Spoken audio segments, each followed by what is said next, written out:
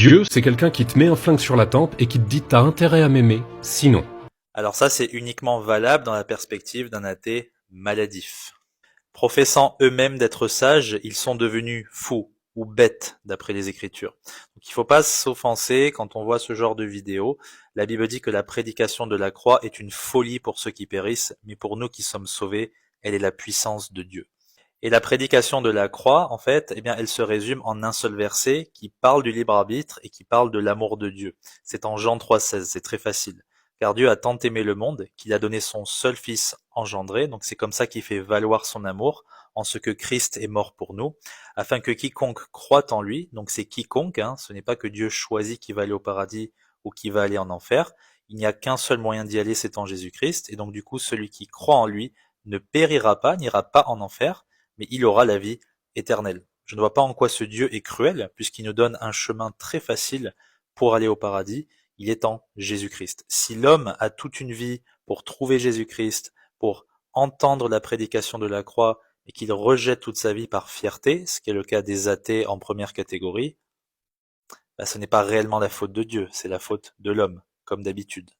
Mais pour beaucoup d'athées, le problème, c'est surtout l'enfer. On aura beau leur expliquer que Dieu nous sauve gratuitement, qu'on est sauvé par la grâce, par le moyen de la foi, le fait qu'il y ait un enfer dérange profondément. C'est ce que disait Pierre en 2 chapitre 3, déjà il y a 2000 ans, qu'ils ignorent volontairement que par cette même parole, la parole de Dieu, eh bien, le ciel et la terre sont réservés pour le feu le jour du jugement.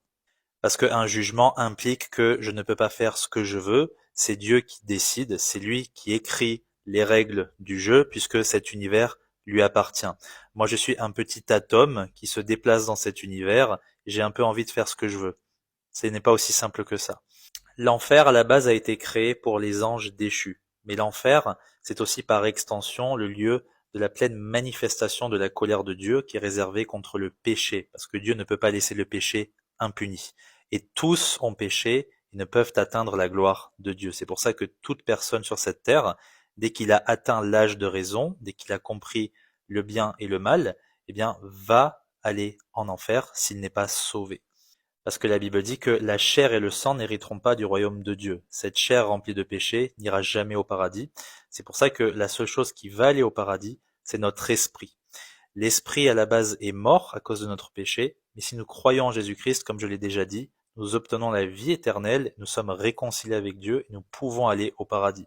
C'est donc en somme très facile, de ne pas être condamné. Il suffit simplement de croire en Jésus-Christ. Donc c'est un chemin très simple à suivre.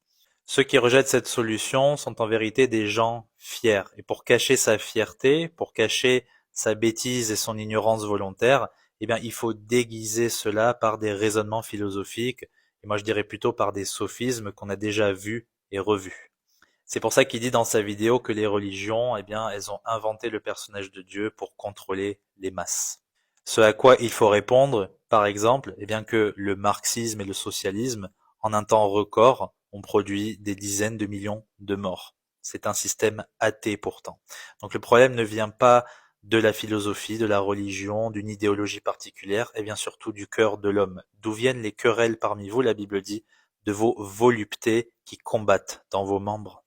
Puisque je le rappelle, la plupart des guerres dans le monde sont des guerres séculaires, ne sont pas des guerres de religion. Réfléchis à ça, mon petit Arthur. Que Dieu te bénisse.